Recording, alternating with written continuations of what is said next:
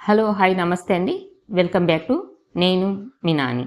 ఈరోజు నేను మాట్లాడబోయే అంశం వచ్చేసి వైఫల్యం అంటే ఓడిపోవడం కాదు, మళ్ళీ ప్రయత్నించకపోవడం అనే అంశం గురించి మాట్లాడబోతున్నాను.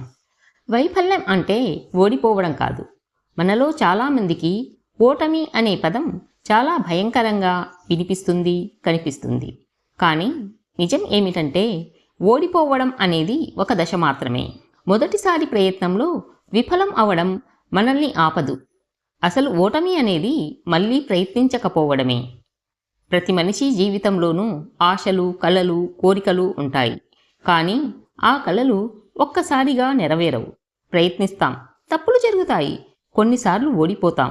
నిజానికి ఓడిపోవడం అనేది ఒక సంఘటన మాత్రమే. ఓటమే మన జీవితానికి తుది తీర్పు కాదు.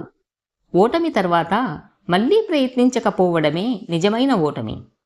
ఓడిపోవడం మన శక్తిని తగ్గించదు. మన ప్రయత్నాన్ని ఆపుకున్నప్పుడు మాత్రమే అసలైన ఓటమి వస్తుంది. ప్రతి వైఫల్యం ఒక పాఠం లాంటిది. ఓటమిని మనం ఒక శిక్షగా భావిస్తే మన ప్రయత్నం ఆగిపోతుంది.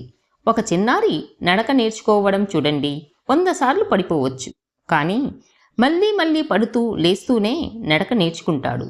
పడి నేర్చుకోవడం సాధారణం, ఆగిపోవడం తప్పు. జీవితంలో కూడా అదే. పరీక్షల్లో ఫెయిల్ అయినా, వ్యాపారంలో నష్టం వచ్చినా, కలలను సాధించుకోలేకపోయినా ఎక్కడా ఆగవద్దు.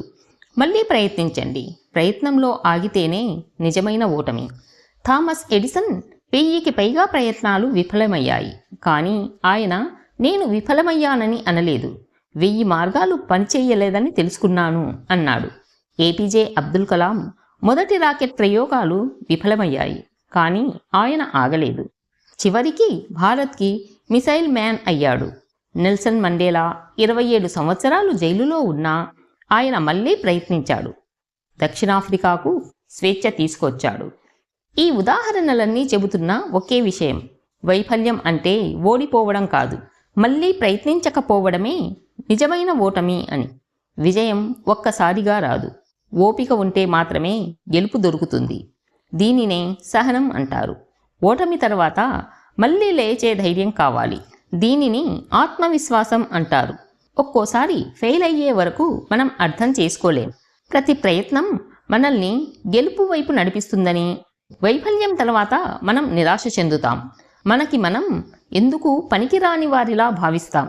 అది నిజమైన ప్రమాదం. ఎన్ని చీకటి రాత్రులు వచ్చినా ఉదయం తప్పక వస్తుంది. మనం మళ్ళీ ప్రయత్నిస్తే ప్రతి చిన్న విజయం మనకు కొత్త సూర్యోదయాన్ని తీసుకువస్తుంది. తల్లిదండ్రులు తమ కుటుంబం కోసం చేసే ప్రయత్నం చూడండి. అందులో ప్రేమ, దయ, ధైర్యం ఇవన్నీ ప్రయత్నంలోనే దొరుకుతాయి.